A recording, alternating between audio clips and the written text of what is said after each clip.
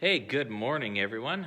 As you probably are already aware, we did not have a service today. Today is Sunday, March 6th. And, well, we live in Minnesota. At least those of us that are local. Some of you who are watching this might not live in Minnesota.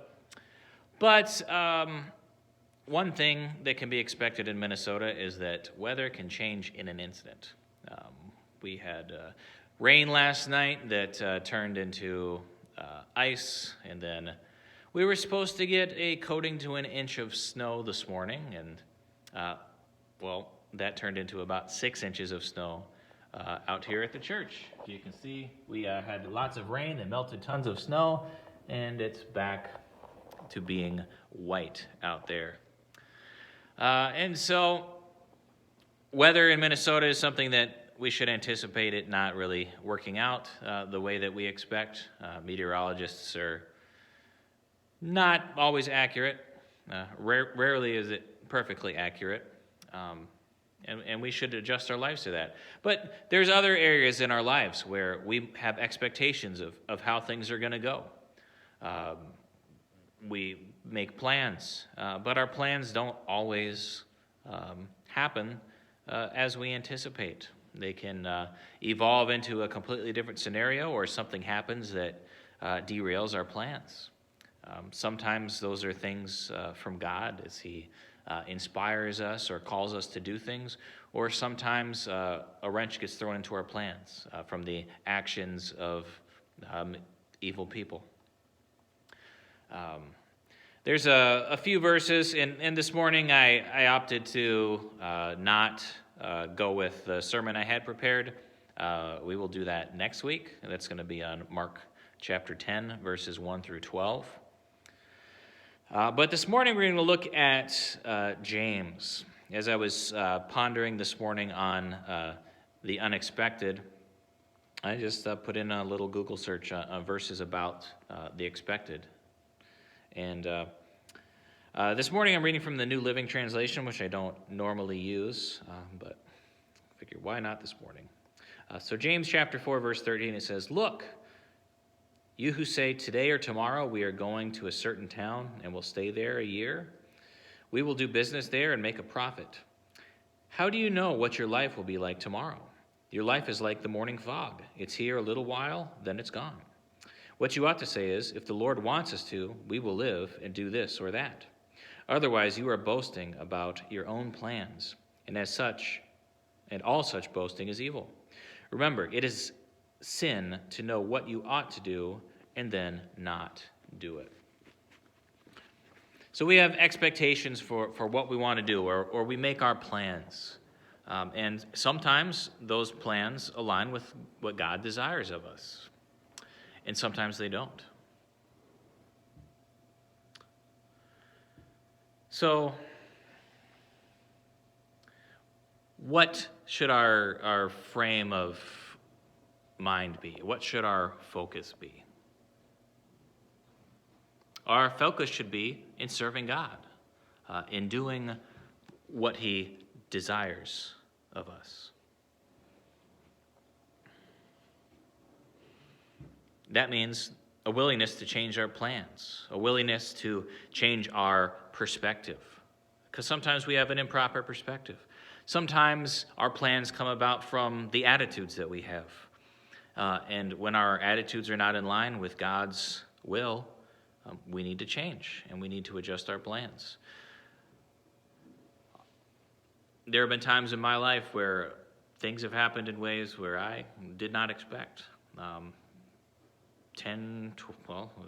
12 years ago now, I had plans to be in ministry, and those plans changed.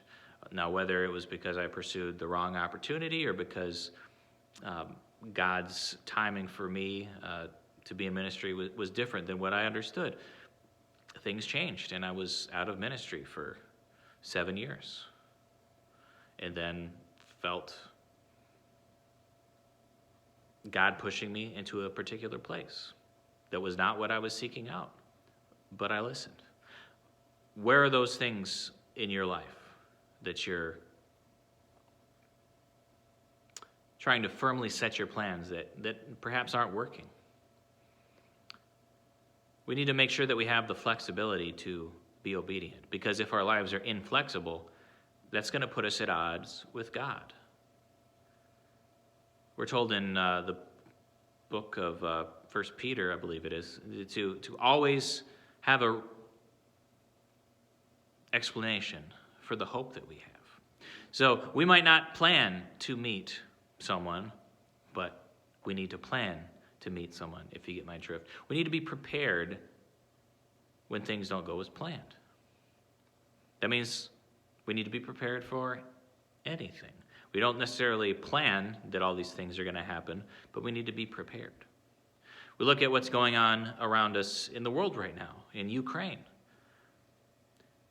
Now, when you were neighboring Russia, just historically, when you see what has gone on over the last decade, 2 decades, you know that there's a chance that you're perhaps going to run the risk of being invaded or annexed. But do you ever think it's going to be tomorrow? I don't know. I don't live there. So there's people in Ukraine right now that didn't plan to be invaded, but they are prepared for the invasion. They responded when the response was needed. And that's how we need to frame our lives. We can make our plans. We can hope that things turn out in a certain way. But we also need to recognize that God might have different plans for us. God might call us to do something that we never saw ourselves doing.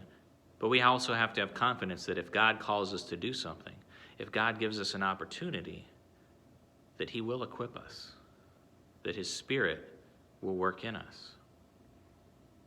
And God's Spirit will work in us if we are faithful to him and obedient and walk in faith.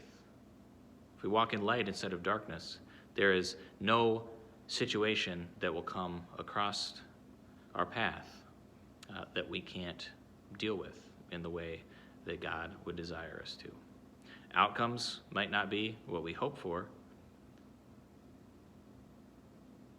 but God can increase even where we feel we weren't equipped or we weren't prepared to do a job. God knows what he's doing better than any of us. So we're supposed to be prepared. I think we are supposed to be wise in the way that we plan out our lives, but we also, again, need to have that flexibility, that adaptability to say, these are my plans, but only if God wills it, because we don't want to be at odds with God's will. So we'll see you hopefully here in the building either Wednesday night or next Sunday. And I pray God's blessings upon you.